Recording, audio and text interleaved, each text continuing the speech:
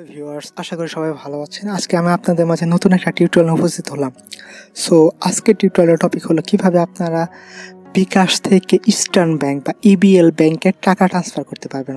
অর্থাৎ আপনার বিকাশ অ্যাপসে বা বিকাশ অ্যাকাউন্টে টাকা আছে, সো সেই টাকাটা আপনি কিভাবে আপনার ইস্টার্ন বা ইবিএল ব্যাংকে টাকাটা ট্রান্সফার করতে পারবেন সেই ভিডিওটি নিয়ে আজকে উপস্থিত হলাম। সো ভিউয়ার্স, কথা না বলে চলুন দেখে আসি কীভাবে আপনারা বিকাশ থেকে ইস্টার্ন ব্যাংক বা ইবিএল এ টাকা ট্রান্সফার করতে পারবেন। ফার্স্টে আপনি আপনার বিকাশ অ্যাপসটা ওপেন করে নেবেন। ওপেন করার পর আরও দেখুন সবার উপরে দেওয়া আছে আরও দেখুন, এখানে ক্লিক করবেন। এখানে ক্লিক করার পর দেখুন বিকাশ টু ব্যাংক, যেহেতু আপনি আপনার এই বিকাশ থেকে আপনি আপনার ব্যাংকে টাকা পাঠাতে যাচ্ছেন, তার জন্য আপনাকে এই অপশনটায় ক্লিক করে নিতে হবে। আমি ক্লিক করে দিলাম। ক্লিক করে দেওয়ার পর যেহেতু ব্যাংক অ্যাকাউন্টে ট্রান্সফার করতে যাচ্ছেন, তার জন্য আপনাকে ব্যাংক অ্যাকাউন্টে এখানে ক্লিক করে নেবেন। ক্লিক করার পর দেখুন যে এখানে আপনি অনেকগুলো ব্যাংক আছে, এখানে অনেকগুলো ব্যাংক থেকে আপনি কিন্তু ইস্টার্ন ব্যাংকে টাকা পাঠাতে যাচ্ছেন। তার জন্য কী করতে হবে, আপনাকে ইস্টার্ন ব্যাংকের সাথে আপনার বিকাশ অ্যাপসটা লিঙ্ক আপ করতে হবে। সো কীভাবে বিকাশ অ্যাপসের সাথে যে কোনো ব্যাংকের লিঙ্ক আপ করতে হয়, সেটা ইস্টার্ন হোক, সোনালী হোক, অগ্রণী হোক, ব্র্যাক হোক, সিটি হোক, হ্যাঁ, সেটা কিভাবে করতে হয় আমি যদি আপনি চান তো আমি ডিটেলস ভিডিও দিয়ে দিব। সো আমি আজকে যেহেতু লিঙ্ক আপ করে রেখেছি, জাস্ট আমি ব্যাংকে টাকাটা ট্রান্সফার কীভাবে করতে সেটা আমি দেখাচ্ছি। সো আমি ইস্টার্ন ব্যাংক পিএলসি এখানে ক্লিক করলাম। ক্লিক করার পর অ্যাকাউন্ট আসবে, এখানে ক্লিক করলাম। দেওয়ার পর আপনি অ্যামাউন্ট বসাবেন। সো আমি এখানে অ্যামাউন্ট বসাচ্ছি, সাপোজ 1000 টাকা।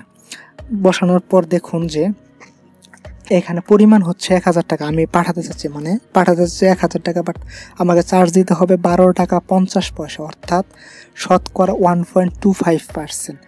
অর্থাৎ আপনি এখানে যত টাকায় পাঠাতে চান মানে আপনি লিমিটেশন তো আছে, বাট আপনাকে শতকরা 1 টাকা 25 পয়সা হারে এখানে চার্জ কাটবে। অর্থাৎ 1000 টাকায় পাঠাইলে আপনাকে 12 টাকা 50 পয়সা, যদি 2000 টাকা পাঠান সেক্ষেত্রে 12 টাকা 50 পয়সা ইন্টু 2, তার মানে 25 টাকা, মানে এইভাবে আর কি 1.25% হারে আপনাকে চার্জ প্রদান করতে হবে।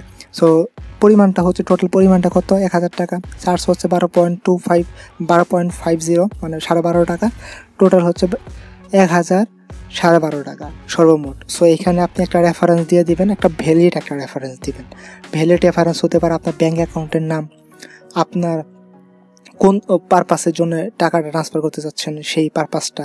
সো আপনি ট্রাই করবেন যে রেফারেন্সটা যেন একটু ভ্যালিড হয়, কারণ ভ্যালিড হলে অনেক সময় টাকা যদি ট্রান্সফার করার ক্ষেত্রে যদি টাকাটা ফেলার হয়, তো সেই ক্ষেত্রে কিন্তু টাকাটা আপনাকে আটকে দেয়। তো সেই ক্ষেত্রে যদি রেফারেন্সটা আপনি দিতে পারেন তাদেরকে, বা সেক্ষেত্রে যদি আপনি সময়টা বা ট্রানজ্যাকশন আইডিটা ফেলার দিতে পারেন, তো আপনি টাকা ব্যাক পাওয়ার পসিবিলিটি কিন্তু অনেক ক্ষেত্রে বেড়ে যায়। সো আপনি ট্রাই করবেন যে রেফারেন্সটার জন্য একটা ভ্যালিড একটা রেফারেন্স দেওয়ার জন্য। সো রেফারেন্স দেওয়ার পর পিন নাম্বার, আপনার বিকাশের যে পাসওয়ার্ড বা পিন নাম্বারটা আছে সেটা এখানে দিয়ে দেবেন। দিয়ে দেওয়ার পরে কিন্তু আপনার ইস্টার্ন ব্যাংক বা আপনার যে ব্যাংকে টাকা পাঠাতে যাচ্ছেন, অর্থাৎ ইবিএল ব্যাংকে এই টাকাটা চলে যাবে। এই টাকাটা কত টাকা চলে যাবে, এই ক্ষেত্রে আপনার 1012 টাকা 50 পয়সা যাবে না, আপনার যাবে হচ্ছে 1000 টাকা, কারণ 12 টাকা 50 পয়সা দলের চার্জ কেটে নিয়েছে, তাই না? সো এটা কিন্তু একটু মাথায় রাখতে হবে যে হ্যাঁ, আমি পাঠালাম হচ্ছে সর্বমোট দেখালো এখানে 1012 টাকা 50 পয়সা, বাট আমার এখানে আসলো 1000 টাকা 12 টাকা 50 পয়সা কোথায় গেল। হ্যাঁ, এটা কিন্তু অনেকে ভাবে এটা কিন্তু, বাট এটা কিন্তু চার্জ, এটা কিন্তু এখানে দেওয়া আছে।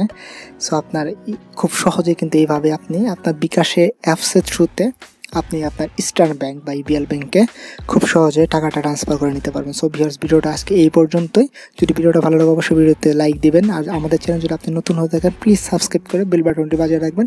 এইরকম নিত্য নতুন টিপস ভিডিও পাওয়ার জন্য, যে টিপস ভিডিওগুলো কিন্তু আমি ডিটেলস এক্সপ্লেন করা ট্রাই করি আপনাদেরকে সহজভাবে বোঝানোর জন্য।